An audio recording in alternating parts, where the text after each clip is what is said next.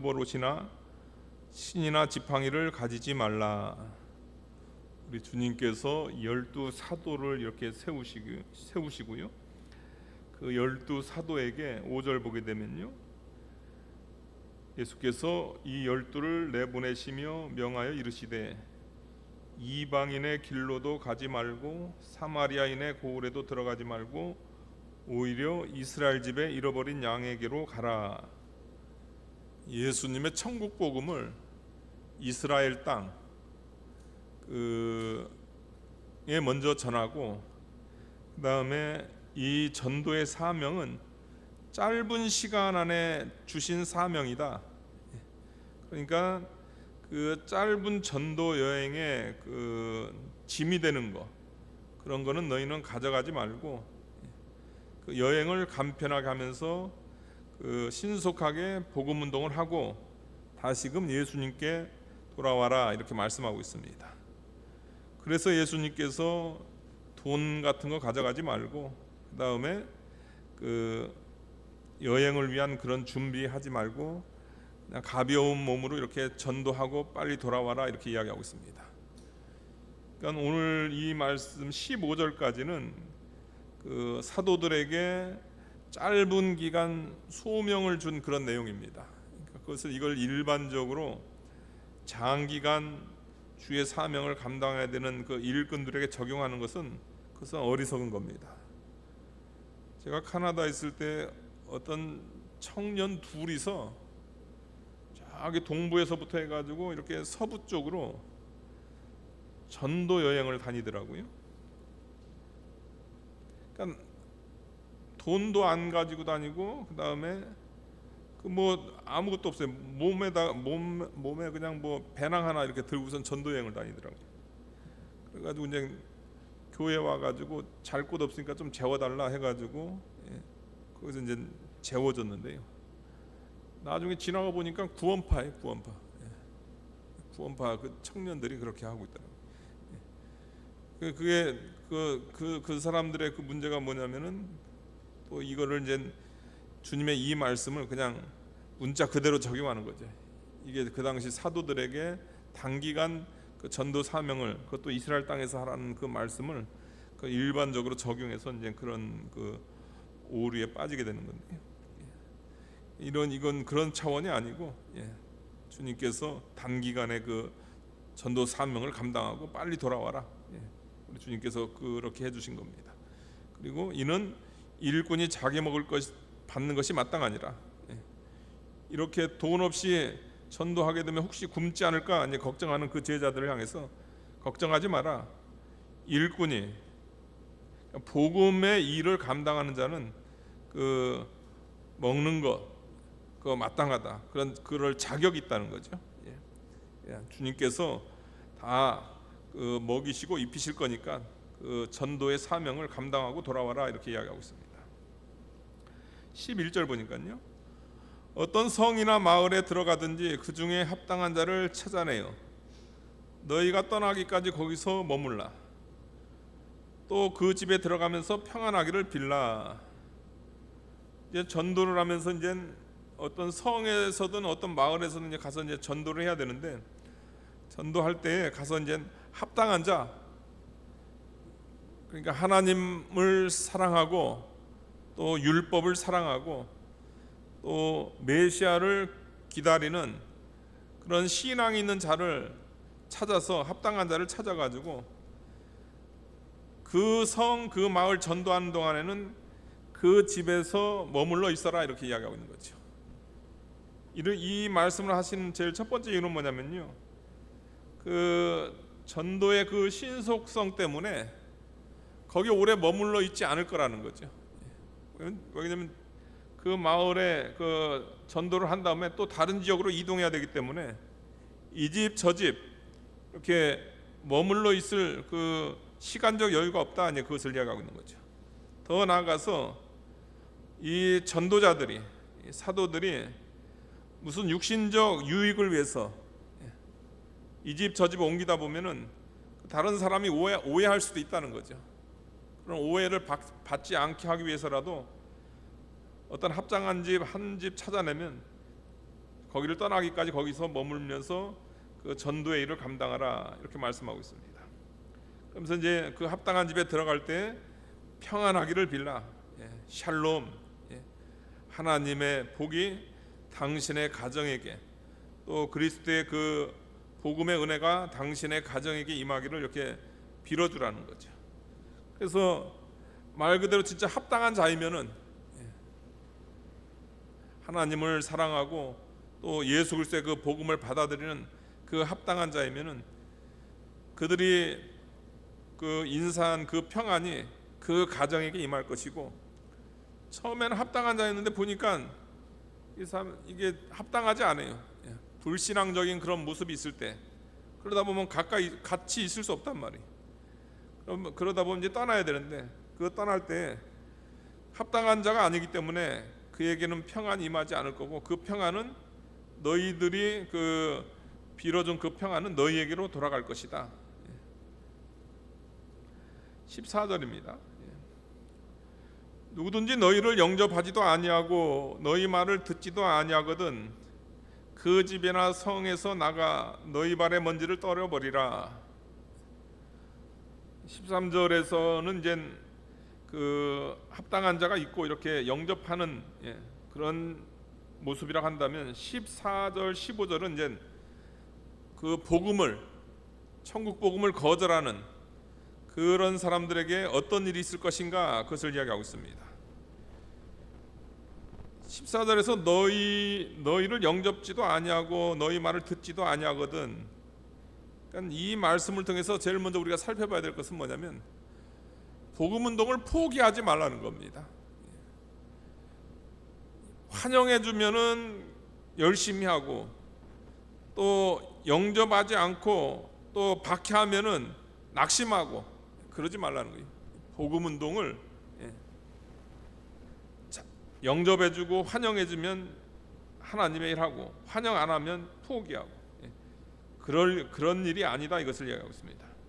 여러분의 개인 생활도 마찬가지입니다. 다른 사람이 좋아하면 그 기분이 좋은데 다른 사람이 이렇게 거절하고 영접하지 않으면 그 낙심하는 분들이 있어요. 그렇게 하지 마세요. 여러분 자존감을 키워가지고 예수님의 자녀답게 뭐 싫다고 하면 뭐 싫은 거지, 뭐 그거 가지고 낙심할 필요가 뭐 있겠어요. 그런데 주님의 복음, 또 주님의 복음 사역자를 그 영접하지도 않고 또 복음을 듣지도 않을 때, 그건 그렇게 간단한 문제가 아니라는 거죠. 그렇게 하거든 그 집이나 성에서 나가 너희 발의 먼지를 떨어버리라. 그 유대인들 같은 경우는 일종의 저주의 그런 상징으로서 그 발의 먼지를 떨어버리는 그런 이렇게 행동을 취했는데요. 복음을 거절하는 그런 성이라든가 그런 마을이라든가 그런 사람에 대해서 하나님의 종들이 그 마음속에서 의분이 일어나야 됩니다. 하나님의 복음을 거절하는 그런 거에 대해서 어떻게 하나님의 복음을 거절하는가, 그러면서 일종의 하나님의 그 심판을 선포를 하는 거죠. 그러면서 이제 그 발에서 먼지를 떨어버리고, 이거는 뭐 개인적인 감정에 의해서 그런 게 아닙니다. 이건 하나님께서 그 일종의 예수님의 복음을 영접하지 않은 그 심판을 선포를 하시는 거죠. 그러니까 먼지를 떨어버리니까 이제 말 그대로 이 전도자라든가 그 사도들하고 이제 관계가 없단 말이에요. 그러면 이제 거기에는 이제 뭐만 있냐면 하나님의 진노만 남아 있는 거죠. 그러니까 복음을 영접하지 않은 것이 얼마나 무서운 죄인가, 그것을 이야기하고 있습니다. 15절에서 이제 그 대표적인 것을 이야기하고 있는 거죠. 내가 진실로 너희에게 이르노니 심판 날에 소돔과 고모라 땅이 그 성보다 견디기 쉬우리라.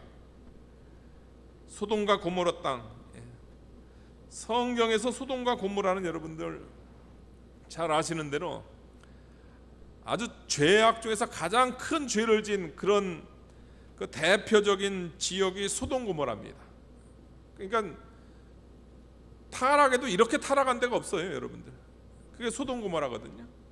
그래서 하나님께서 그 죄인을, 타락한 자를 심판하실 때 하나님께서 때로는 전쟁으로 아니면 질병으로, 전염병으로 이렇게 하나님께 심판하시는데, 이 땅은 너무나 타락이 극심해가지고 하나님께서 아주 특별한 걸로 심판하세요.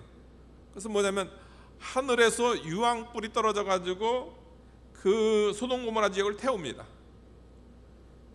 제가 가끔씩 얘기하잖아요. 지금도 여러분들 그 이스라엘 땅의 그 소돔 고모라 그 지역에 지금도 탄 재가 그대로 있어요. 그 다음에 더 놀라운 것은 뭐냐, 그 당시 떨어진 유황 덩어리가 지금도 있다는 거예요. 가서 여러분들 가져올 수도 있습니다. 하나님께서 그렇게 진노해 가지고 그 소돔 고모라를 멸망시켰습니다. 그러니까 특별, 하나님께서 죄 중에서 제일 큰 죄고, 그러니까 거기에 대한 심판으로 하나님께서 불심판을 내렸단 말이에요.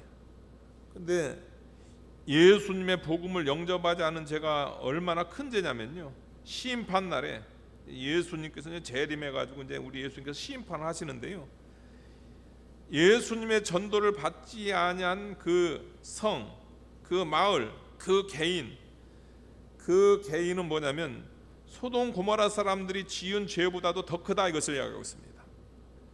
그러니까 예수님의 복음을 들었는데 그 복음을 믿지 않을 뿐만 아니라 그 복음을 대적하는 사람들, 그 사람들은 소돔 고모라 죄보다 더 크다는 거예요. 소돔 고모라 죄가 뭐냐면 대표적인 게 동성애.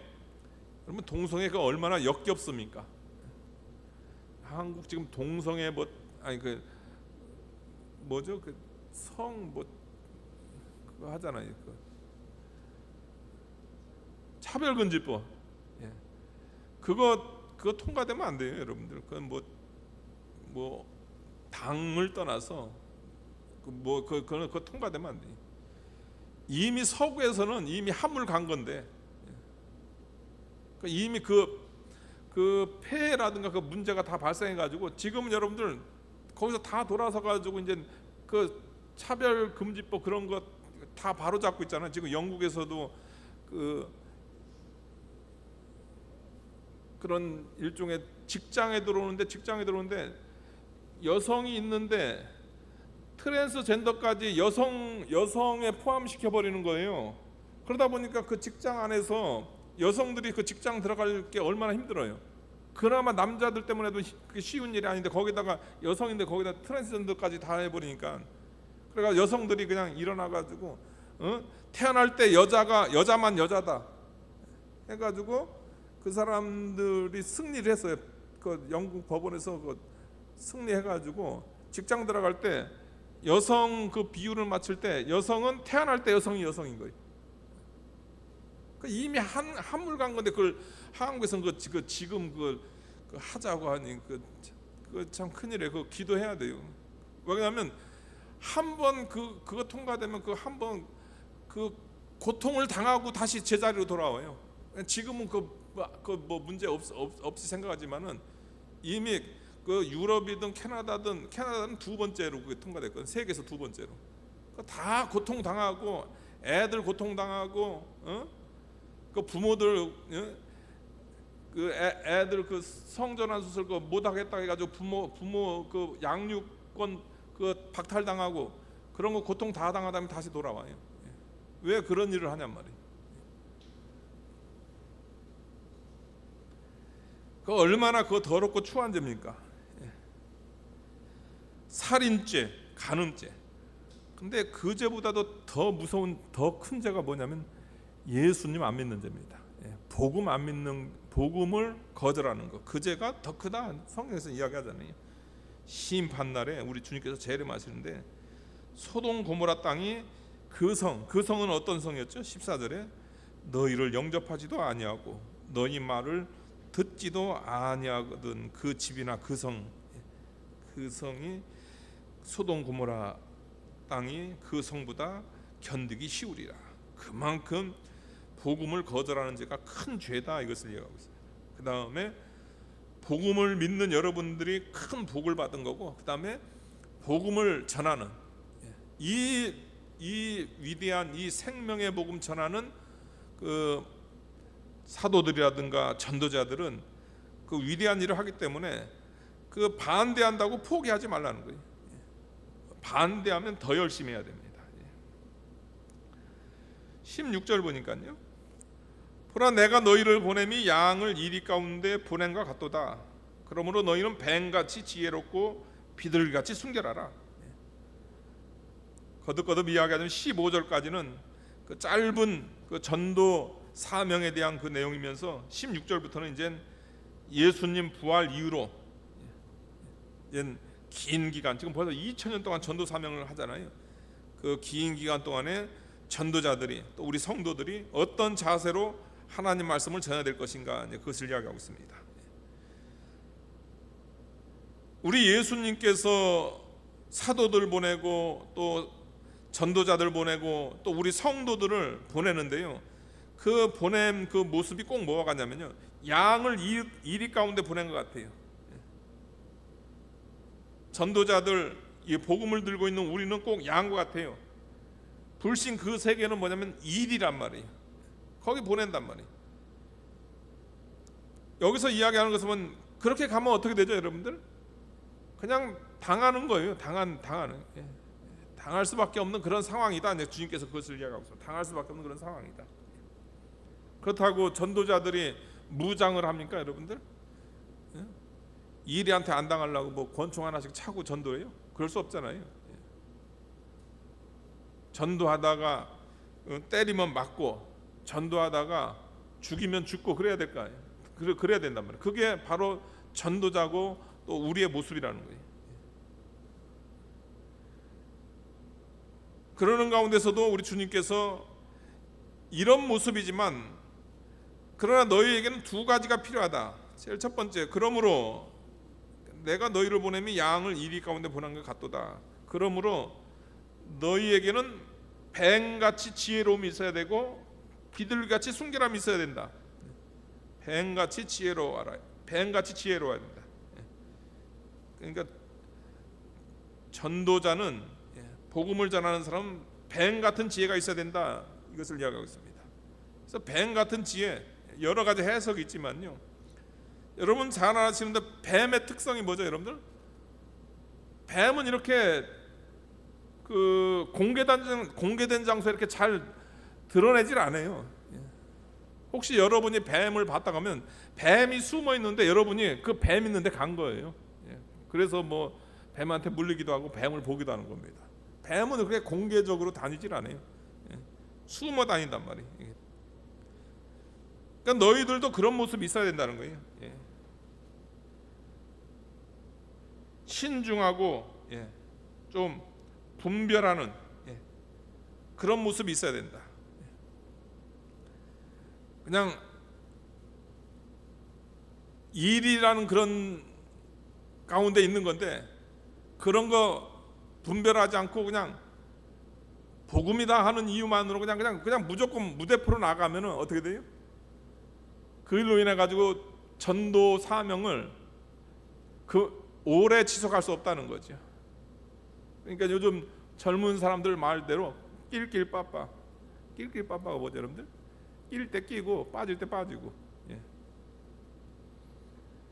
그렇게 그런 지혜가 있어야 된다. 뱀 같은 지혜가 있어야 된다. 그래야 너희가 전도 사명 오래 지속할 수 있다. 너희의 보냄이 양을 이리 가운데 보낸 것 같은 그런 상황인데, 그런 상황 가운데서 뱀 같은 지혜로 너희가 이 전도 사명을 감당해라. 두 번째 이유는 뭐냐면요, 두 번째는 뭐냐면 비둘기같이 순결해라. 왜 주님께서 비둘기같이 순결하라 이렇게 이야기했냐면요, 뱀같이 지혜로우라고 하니까 어떤 부작용이 생기냐면요, 복음에 대해서도 어떤 면에서 이제 담대함이 사라지는 거예요. 담대함이 사라져요. 그 다음에 말씀에 대해서도 담대함이 사라지는 거예요. 그냥 소극적으로 된다는 거예요. 소극적으로.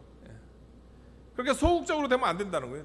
지혜로운 건 중요한 건데 비겁하면 안 된다는 거예요. 복음 전하는 사람들이 비겁하면 안 돼요. 비겁하다는 것은 뭐냐면 순결을 잃어버리는 겁니다. 일제 시대로 따지게 되면 일본 그 제국이 있다 할지라도 우리가 뱀같이 지혜롭게 우리가 전도를 해야 되잖아요. 그러다가도 신사참배 이런 거 나타나면 어떻게 됩니까? 그때는 비둘기 같은 순결함이 있어야 되죠. 비둘기는 여러분들 당장 죽어더라도 그냥 뭐 걸어 다니잖아요. 네. 그런 순결함이 있어야 돼요. 때로는 담대함을 요구한다. 이 두 가지 모습, 전도를 위해서는 어떤 때는 담대하게 그 순결을 유지하는 그런 모습이 있어야 되고, 그 다음에 굳이 앞에 나설 필요가 없을 때, 그럴 때는 복음을 위해서 또 뱀 같은 지혜가 필요하다. 그래야 일이 가운데서 그 전도자의 사명을, 전도의 일을 감당할 수가 있다. 이 두 가지를 겸비해야 오랫동안 전도를 할 수 있다. 그것을 이야기를 하고 있는 거죠. 17절입니다. 사람들을 상가라. 그들이 너희를 공회에 넘겨주겠고 그들의 회당에서 채찍질하리라. 또 너희가 나로 말미암아 총독들과 임금들 앞에서 끌려가리니 이는 그들과 이방인들에게 증거가 되게 하려 하심이라. 사람들을 상가라. 어떤 사람들을 상가냐면 그 유대 사내들인 공의회 아니면 회당에서 채찍질하는 그런 사람들 삼겨야 되고요. 그 다음에 어떤 사람들을 상가야 되냐면 총독들, 그 지역이라는 나라의 그 총독들이라든가 임금들, 그런 사람들을 삼가라, 이거 이야기하고 있습니다. 그래서 삼가라 이것은 뭐냐면요, 어려운 역경으로 인해 가지고 동요되지 말라. 사내들인 공의의 그 일종의 대법원과 같은 그런 거거든요. 근데 다른 것은 아니고 왜 거기 끌려갔냐면요, 18절에 나오잖아요. 너희가 나로 말미암아, 무슨 죄에 져서 끌려간 게 아니고 예수님으로 말미암아. 복음 전하다가 사내들인 공의에 끌려가기도 하고 회당에 끌려가서 채찍질 당하기도 하고요. 총독이라든가 임금들 앞에, 사도 바울 같은 경우는 그 로마 황제 앞에 끌려가가지고 예수님으로 말미암아 그런 일을 당했잖아요. 그런 일을 당했을 때 동요되지 말라. 이거 동요될 수밖에 없어요. 이거 왜 그러냐면 이거 전도하다가 너무나 큰 세력 앞에서 서게 됐단 말이에요. 동요되기 쉬운데 동요하지 마라. 두려워하지 말라는 겁니다. 두려워하지 말고 동요되지도 말고, 또 그 다음에 이 일이 하나님께서 합력해서 선을 이룰 거다.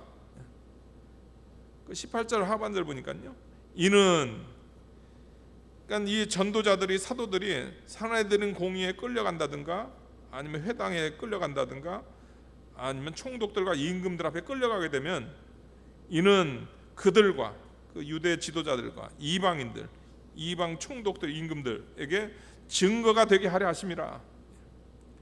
여러분들, 그들이 끌려가 가지고 그 사도들이라든가 아니면 사도 바울 같은 게 끌려가 가지고 무슨 얘기를 했을까요, 여러분들? 왜 갔냐면요, 그 재판석에 왜 갔냐면 나로 말미암아, 예수님으로 말미암아. 예수님 증거하다 끌려갔단 말이에요. 그다음에 재판을 받다 보니까 예수님 얘기해야 돼요. 그 베드로와 요한도 그 제사장들 앞에서 예수님 얘기했잖아요. 그다음에 사도 바울도 그 로마 총독이라는 황제 앞에서 예수님 얘기했잖아요. 얼떨결에 그들이 복음을 듣게 되는 거예요. 그것으로 인해 그거에 증거가 되게 하려 합니다. 증거가 된다는 것은 뭐냐면 복음을 들었기 때문에 믿으면은 생명의 향기가 되는 거고 믿지 않으면 죽음의 향기가 되는 거다.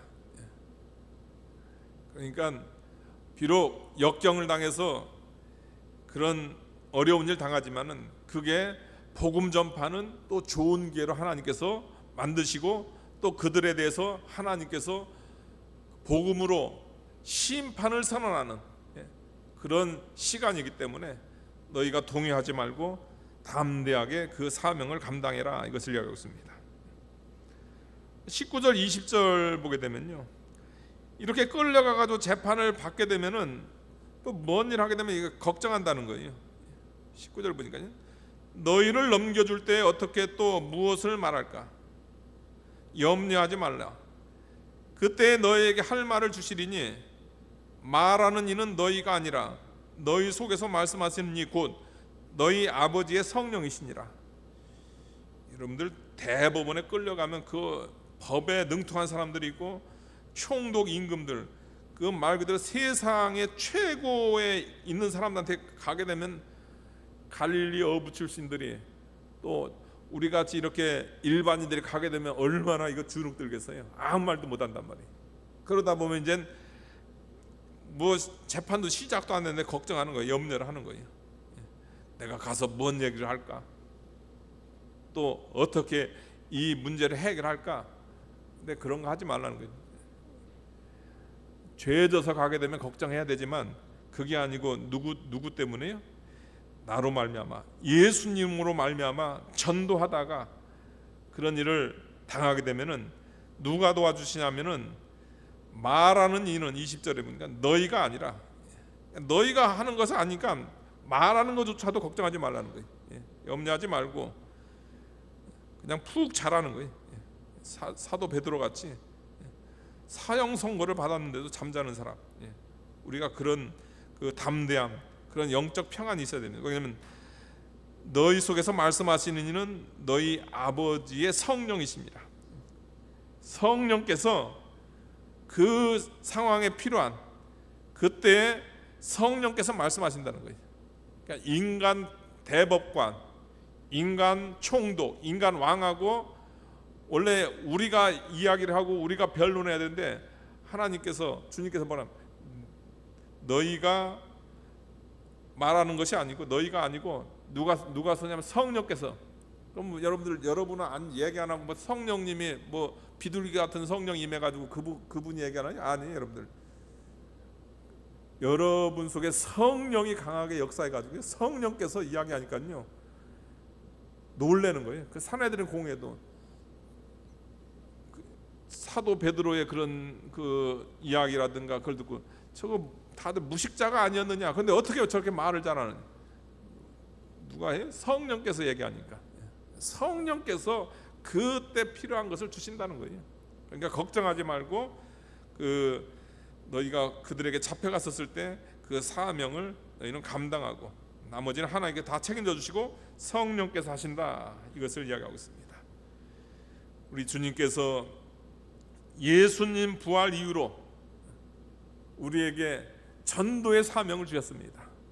먼저 우리가 예수님 믿은 거, 이거 얼마나 큰 복인가, 여러분들 그걸 알아야 됩니다.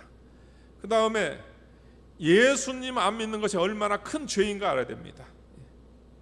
15절의 말씀대로 예수님 안 믿게 되면, 복음을 영접하지 않게 되면, 복음을 듣지 않게 되면 심판날에 소돔과 고모라 땅이 그 성보다 견디기 쉬우리라. 이 말씀 깊이 새기면서 먼저 가족전도, 여러분들 가족전도 하셔야 돼요. 내 주변에 아직까지 예수님 안 믿는, 여러분 소돔 고모라 사람들보다도 더 큰 죄가 예수님 안 믿는 죄다. 그것을 알고 예수 안 믿는 자식들, 예수 안 믿는 형제들에게 복음 전해가지고 그들 망하면 안 되잖아요. 그 복음을 전해야 되고, 또 그 다음에 가까운 이 지역 전도, 세계 전도, 우리가 힘써 하는 주님의 몸된 게 되길 진심으로 축원하겠습니다. 기도하시겠습니다. 거룩하신 하나님 아버지, 감사합니다.